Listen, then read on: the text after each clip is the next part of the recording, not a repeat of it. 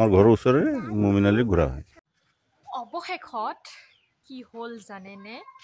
মানে এই বগা ঘোঁৰা স্বৰ্গৰ পৰা আহিছিল যে বগা ঘোঁৰাকেইটা দেৱতা ৰূপে ৰহস্য আজি ফাদিল কৰিম। মানে কি হৈছে, আজি ধৰা পৰি গ'ল বগা ঘোঁৰাটো সঁচাকৈ দেৱতা নে আন কিবা। আহিলে আকৌ আজি মালিকে বিচাৰি তাৰপিছত মোৰ নাম মমিন আলী, মোৰ ঘোঁৰা আছিলে বগা, সিহঁতে পূজা পাঠ কৰি ৰঙা কৰি দিছে, ঘোঁৰাটো মোৰ হয়। ঘোঁৰা বল বল ঘোঁৰা বল বুলি কৈ পেলাই লৈ গৈছে।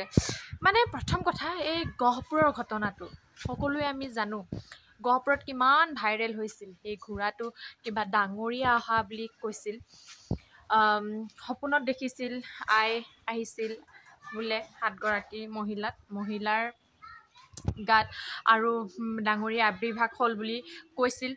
তাৰপিছত মই বোলো আচৰিত, প্ৰথমতে বিশ্বাস হৈছিল, বিশ্বাস কিয় নহ'ব, ভগৱানক বিশ্বাস কৰোঁ মই দেই, মিছা কথা নকওঁ, বিশ্বাস কৰিছোঁ। কিন্তু বগা ঘোঁৰা কেনেকৈ আহিলে? অৱশেষত বগা ঘোঁৰাৰ মালিকে বল ঘোঁৰা বল আপনা ঘৰ যাওঁ চলো চলো চলো মানে খেদি খেদি লৈ গ'ল। এইখন পৃথিৱীত বা এইখন অসমত কৃষ্ণলম্ভা, শিৱলম্ভা, কিবা কিবি ঢেৰ, কিন্তু সৰগৰ পৰা ঘোঁৰা পঠিয়াব জানো ভগৱানে?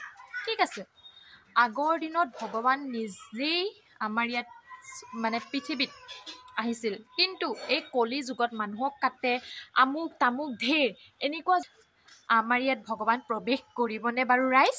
গহপুৰবাসীৰ ৰাইজে ইমান ধুনীয়াকৈ ভগৱান লম্ভিছে বুলি আঁকোৱালি লৈছিল, পূজা কিবা কিবি মানে ধূপ ধূনা জ্বলাই মানে ধুনীয়াকৈ একদম আদৰিছে।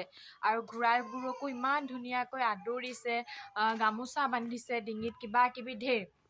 কিন্তু প্ৰথম কথাটো হ'ল এইবোৰ মিছা।